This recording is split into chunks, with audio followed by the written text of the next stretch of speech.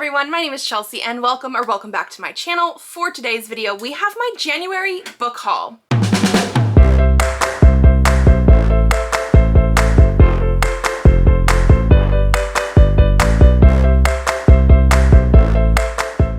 I basically bought no books in November and December of last year. Like hardly at all, especially because we were doing Clear Your Shit. I think I had some pre-orders come in November and that was it. 100% it. I was hoping to keep that momentum going into January. It did not happen. I have 16 physical books to talk to you about today, as well as 5 ebooks. So we're gonna jump into the physical books first. I have a little bit of reasoning for this, but like, you know, is any of it really a good excuse? I don't know, maybe. But so out of the 16 books, I did want to mention that I have read 4 of them. So I'm currently at 25% read. We're only really tracking the physical books for this. So I've actually split my spreadsheet up for physical books and ebooks this year. Usually I put them all in the same spreadsheet, but I really want to dive into the physical books, making sure I'm not buying too many things and not reading them. So I did get 16 books this month, but I read 4. I'm at 25%. I want to increase that number and hopefully not buy too much. So I'm keeping the spreadsheet like this just so I can like really be aware. The 4 books that I bought and also read, I recently talked about obviously in my wrap up, but they are going to be the last 4 books in the Bloodlines series by Rochelle Mead. So I had books 1 and 2 that I bought last year during like a Friends of the Library book sale, and I eventually read them in December of last year. Absolutely loved them. So I placed a thrift books order near the end of December that did not come in until like the first week-ish of January. And so I basically marathoned the whole rest of the series. I did finish this. I gave most of the books 5 stars. I gave book 5, this one here, 4.5 stars, and I gave the last book, book 6, 4 stars. Like I feel like the ending did not live up to the rest of the series in my opinion, but I still really enjoyed it. I absolutely love the series. It's a spin-off of the Vampire Academy world, and so like obviously I had to get them. They are YA, very much upper YA, verging into new adult, even though that wasn't really a category back when these were published. And because I got them on thrift books, I did get them used. So here, so you guys can see, book number 3 is The Indigo Spell. Book number 4 is The Fiery Heart. Book 5 is Silver Shadows. And book 6 is The Ruby Circle. Then following that, I actually did go to another Friends of the Library book sale. So I bought some books there. Again, used books. I think pretty much all of them are used library books, and the money that I donated, because it was all by like whatever you want to donate, goes into my public library for more books or more services for people. So like it's a good cause. I did actually do a video on this, so I'll leave a link down below, but I did pick up 7 titles there. 3 of them are comics / graphic novels. I got Black Cloak Volume 2 by Kelly Thompson. I read Volume 1 last year, really enjoyed it, want to read more. And this is sort of like fantasy, but also crime mystery based. Then I picked up Breakout. This is by Zach Kaplan. This is about teens doing a heist in a cube. I have no idea.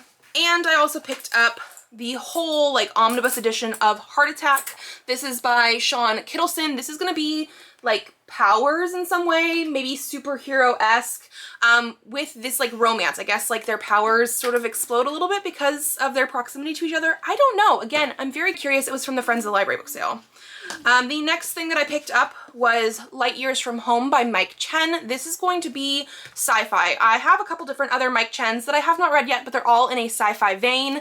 And this is basically like, I think one of the family members had been telling people he had been abducted by aliens and nobody really believed him, and then apparently maybe it's true, that kind of thing. I also picked up Rowan of Rin by Emily Rhoda. This is the same author as Deltora Quest. These are children's chapter books, young readers, potentially middle grade. Like I want to say they're in between chapter books and middle grade, like it's very young, but I absolutely love Deltora Quest, very much adventure based, and this is a different series by this author that I've been wanting to try, so I definitely picked it up. Then I found Elementals, The Prophecy of Shadows by Michelle Maddow. So this is the book 1.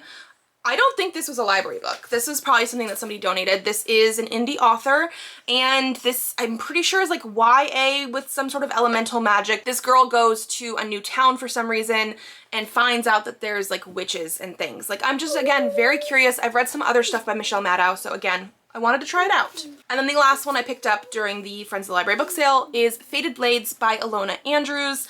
This is technically the third book in this novella series, but apparently you can read them completely separate from each other because it follows different people and it's sci-fi in some way. So again, it just sounded intriguing. Then I did have a couple book box things come in. So the first one that I have here is A Vow in Vengeance by Jacqueline Rodriguez. This one came in the Allurial box for January, so it actually showed up pretty early in January. This is going to be obviously romantasy, fantasy romance, because Allurial, that's what they do. And this is a book that I was very intrigued by.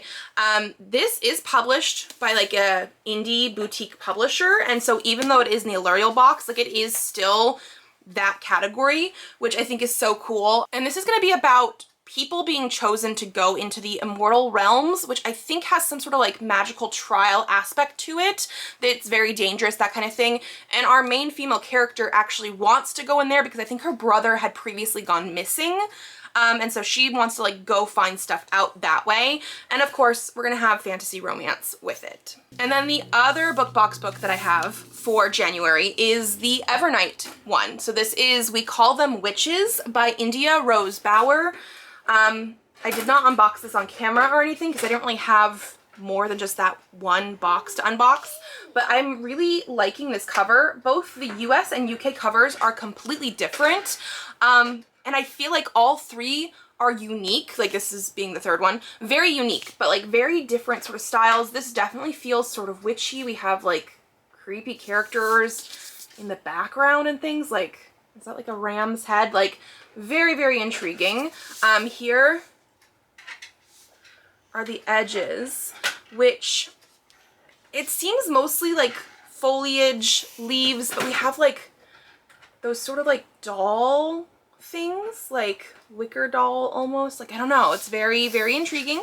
When we go underneath the dust jacket, I absolutely love this. This looks like somebody that was taking notes and like drawing creatures and things and then writing their notes in. And so this is like one of those underneath the dust jacket things that I really, really like. We also have some end papers. This is like people in a cottage or in like a cabin type of situation. Nothing too crazy about that in my opinion. And then we get here and like crazy creepy horrorness ensues. So yeah, I'm very, very curious about this one. It says, most people have been devoured by the eldritch creatures. Sarah and her family have been fighting for survival, and the only thing that works against these monsters, these witches, is their knowledge of folklore and pagan rituals. When a girl named Parsley suddenly appears in the garden of their current camp, she cannot remember where she came from or why she's there. As Sarah and Parsley begin to develop feelings for each other, disaster strikes, and Sarah's younger brother, Noah, is snatched by the witches. Determined to find him, they set out across desolate moors full of merciless terror to hunt the very creatures they've been hiding from. Can they succeed in saving Noah? Will Parsley and Sarah's burgeoning love survive these bloodthirsty witches? And who can Sarah trust in a world devoid of humanity? So it's called We Call Them Witches, and I guess these things are the witches.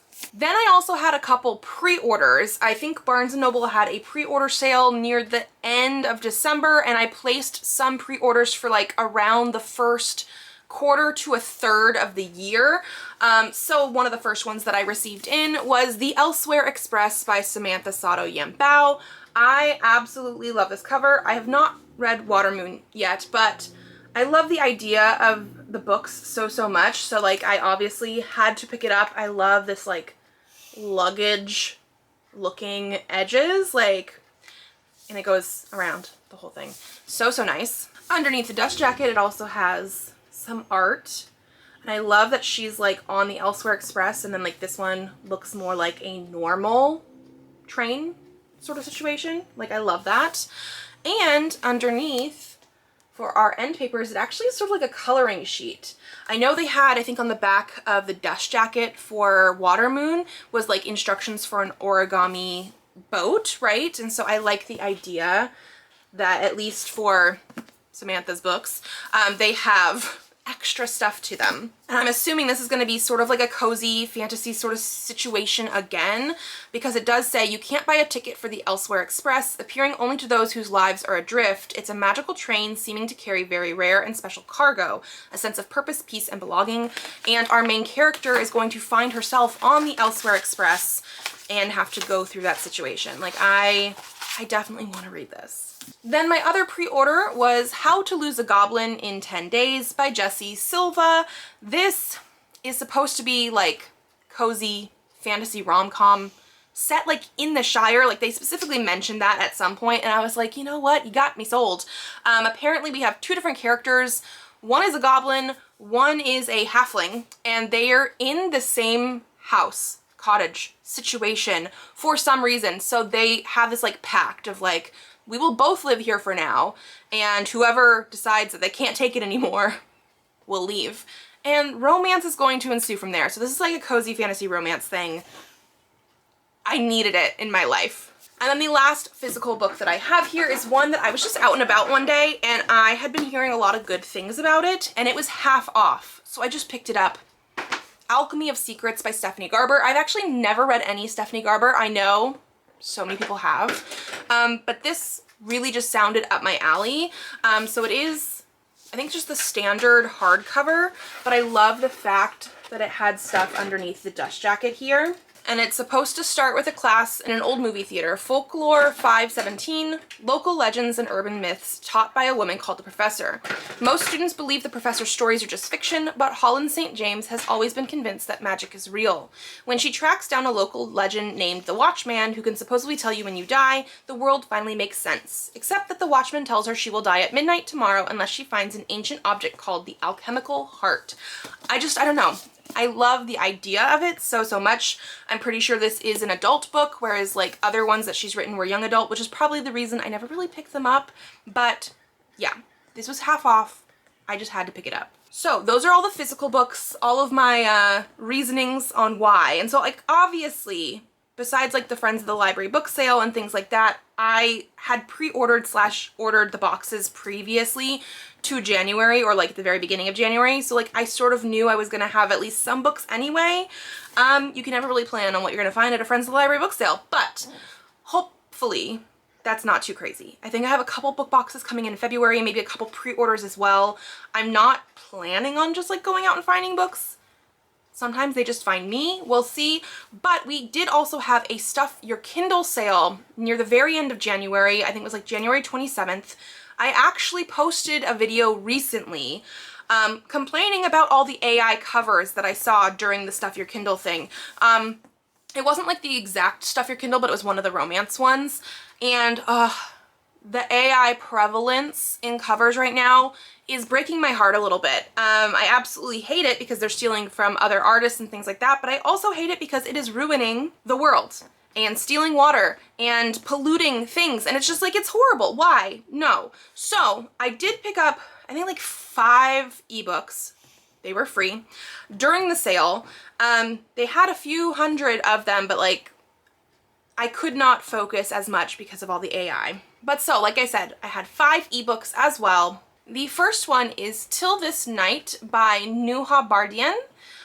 This one is supposed to be like a retelling of Romeo and Juliet, but like actually romance, nobody dies. So it says, Savi Ray has grown up knowing 3 things. 1, she's been betrothed to Dr. Rohan for as long as she can remember. 2, she will inherit one of the largest hotel chains in the world. And 3, she has never been in love. But her South Asian parents believed that love would follow after marriage, and so instead of searching for it with anyone else, Savi throws herself into academia and her studies. What she absolutely did not know was that the masked stranger she nearly kissed at a ball would be the son of her parents' rival. Theodore Ted Montague wants 3 things. 1, he wants to make his late father proud by stepping up to fill his shoes as the heir to the Montague Hotel Group. 2, he wants to make his mother happy as he watches her struggle with her grief. And 3, he wants to fall in love, the kind that inspires the poems he reads. And now he's sure he already has, because since kissing that woman, he hasn't been able to think of anything else. When Savi goes abroad to finish her studies, even the distance and dangerous secret between them makes these 2 star-crossed lovers question everything they have ever known. The last thing either of them knew or wanted was to fall in love with the one person they were meant to stay away from. So again, Romeo and Juliet retelling, but like happy romance. Yes.